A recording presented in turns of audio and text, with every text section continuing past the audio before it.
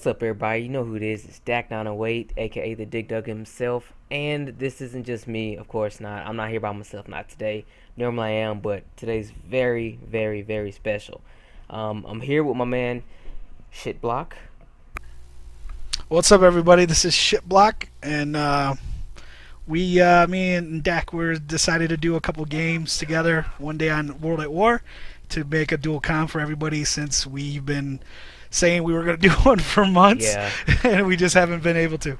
yeah, it's been quite some time. I really wanted to get this dual com going, especially between him, because we go way back. Okay, when I mean way back, I mean so far back that YouTube wasn't even a fantasy of mine. It didn't really exist for me. I mean, we've been gaming together against each other, you know, the whole thing for like about 4 years now, and we've had Yep. one hell of a colorful history.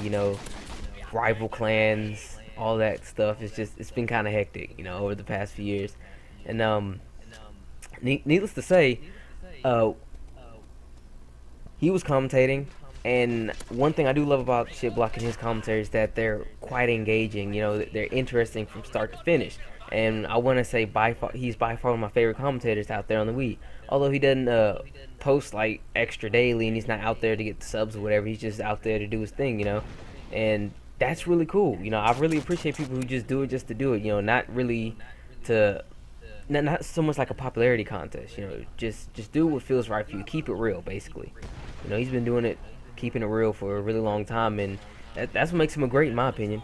He's one of the greats, regardless. Well, I appreciate that, and I feel the same about you, man. Like you said, we were gaming with, man, Jesus, like Noonie Nav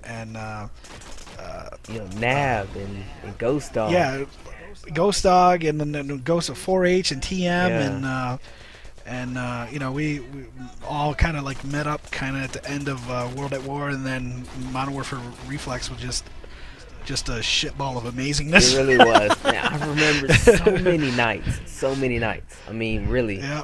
used to stay up until like 6 a.m. every night. Just gaming, search and destroy, search and destroy, search and destroy, like forever.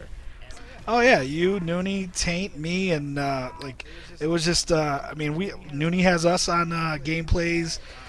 Taint has talked about us, and Yeah, Ghost Dog and 4H is just long-term friends, and just all that stuff, man. So yeah, uh, coming from that kind of background, and then seeing how other commentators on other systems started making their points, and then you started doing game plays and commentaries, and I started watching YouTube more, and then the other ones from the Wii started showing up, over the years. It's cool to see it, and it's just gonna get bigger and better, especially when we hit that next hurdle of the Wii U. Um, you know, I thought it was a cool idea for us to go back to World at War. I play World at War like at least once a week, and over the last 3 weeks I kind of was over on Warfare 3, so I just been playing World at War with our clan and by myself, and I just thought it would be cool for us to go back to our roots, kind of thing. yeah. That's why I've been putting up a lot of World at War videos lately. But yeah, man, I just want to say that your stuff is really cool. Commentaries, your ideals. And I enjoy watching you too. I what I do is, like, I usually don't watch every day for everybody. I gotta get like some time, and then I watch like a whole bunch of videos. Give myself an hour to watch videos, or 2 hours to watch videos, and then like I'll take 2 days off, do my own thing, Yeah, and then I'll go yeah. watch other people's videos. I do that sometimes. But Like I'm quite busy nowadays. Like I'm like, people think that I don't really have. Well, I have a lot of time because I try to upload like every day, but they don't know that I come home, speak on a commentary, render it, upload it, I'm gone again. I don't really have time to play. If I play a little bit of Call of Duty to get me a gameplay, and I mean the best game I get in the shortest amount of time I get, I take it, run with it, commentate it, upload it, boom, I'm done.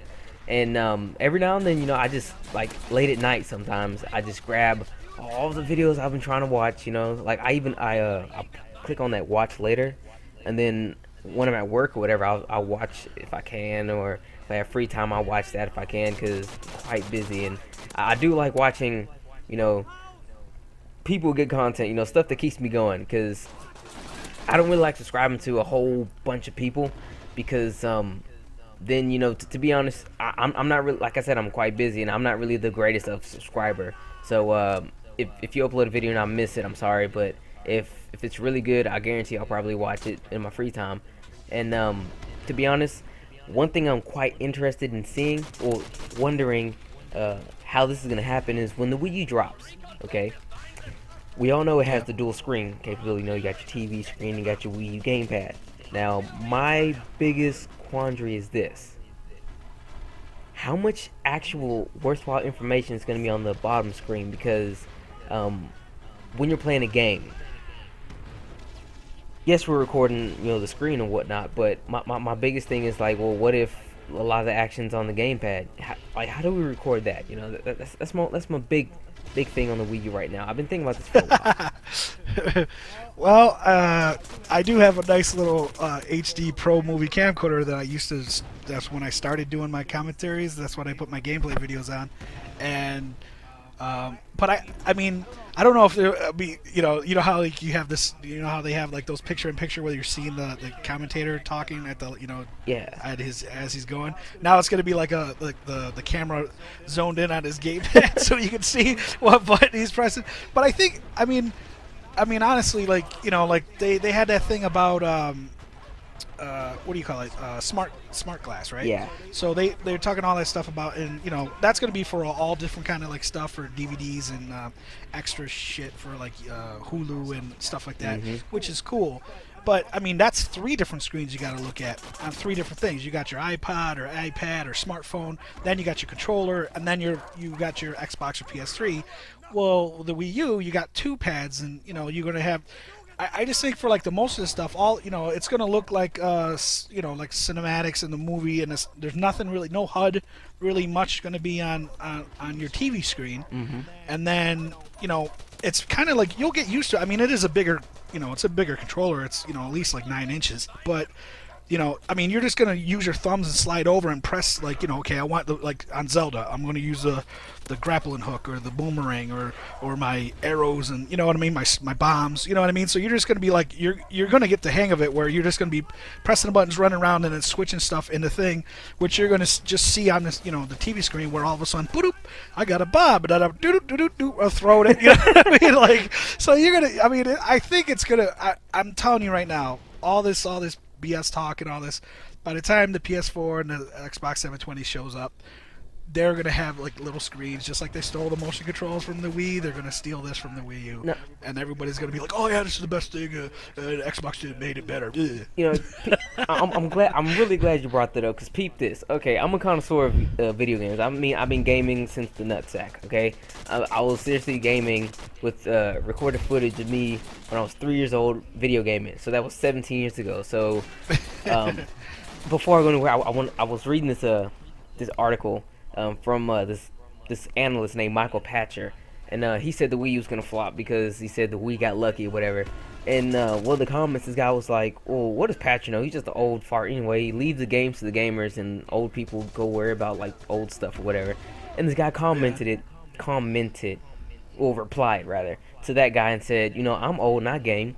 So if I was you, I would steer your conversation towards the games and leave the old people alone, because I've probably been gaming since before you were in your daddy's nutsack."